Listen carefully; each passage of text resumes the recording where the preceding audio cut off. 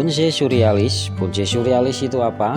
Dan dia berkembang pada masa ataupun era apa?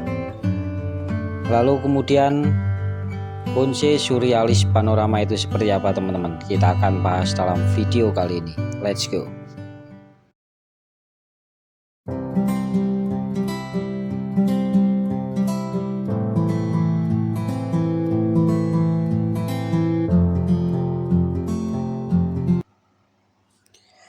Dirunut dalam perkembangannya, bonsai surrealis ini berkembang pada era postmodern.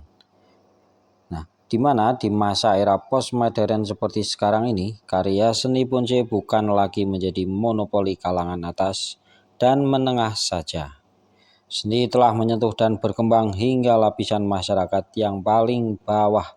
Seni sudah tidak mempunyai batasan lagi dan perjalanan seni mulai memasuki alam khayal manusia.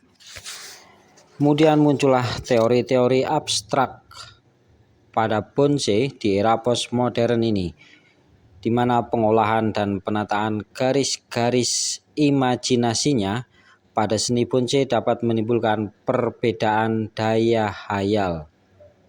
Di era postmodern inilah lahir aliran seni surrealisme dalam bonsai, yaitu sebuah aliran yang mengembangkan bentuk-bentuk garis yang tidak sewajarnya pada bonsai, sehingga dapat menimbulkan daya khayal yang berbeda-beda.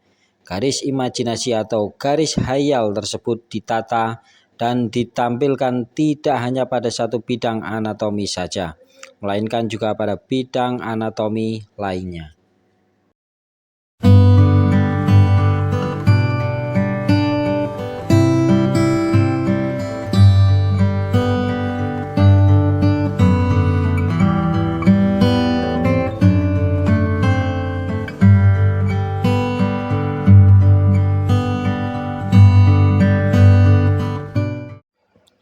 Ada beragam konsep dasar ataupun teori dalam aliran seni bonsai. Beberapa model-model tersebut antara lain bonsai dengan konsep rakit, bonsai dengan konsep mencengkeram batu, bonsai dengan konsep hubungan akar atau connecting root, bonsai dengan konsep akar menggantung, bonsai dengan konsep tampil akar atau niagari, atau bonsai dengan konsep tumbuh di batu, dan bonsai dengan konsep berakar gantung, serta yang terakhir adalah bonsai panorama.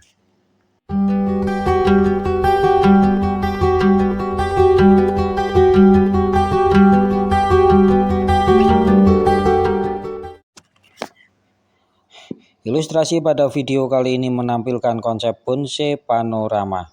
Apa itu bonsai panorama? Bonsai panorama merupakan bonsai dengan gerak irama garis khayalnya diolah tidak hanya pada satu bidang anatomi saja, dan ditampilkan dengan banyak ragam bentuk, sehingga mempunyai fenomena garis khayal yang tak terhingga, seperti menggambarkan fenomena pulau dan laut, fenomena kepulauan, fenomena gunung, fenomena pegunungan, fenomena gunung dan pulau, fenomena gunung dan danau, fenomena batu abstrak, dan sebagainya. Selain bentuk-bentuk yang telah disebutkan di atas, masih banyak lagi bentuk lainnya. Dapat saja bentuk bonsai adalah hasil penggabungan dari aliran-aliran seni lainnya, yaitu dengan aliran naturalisme atau dengan aliran ekspresionisme, atau penggabungan dari ketiga aliran tersebut. Seni bonsai adalah seni yang dinamis, yang selalu tumbuh berkembang dan berubah. Pada tahapan tertentu, dapat saja terjadi proses perubahan penampilan pada bonsai. Ini tentu saja dapat mengakibatkan terjadinya perubahan konsep dasar atau perubahan aliran seni bonsai.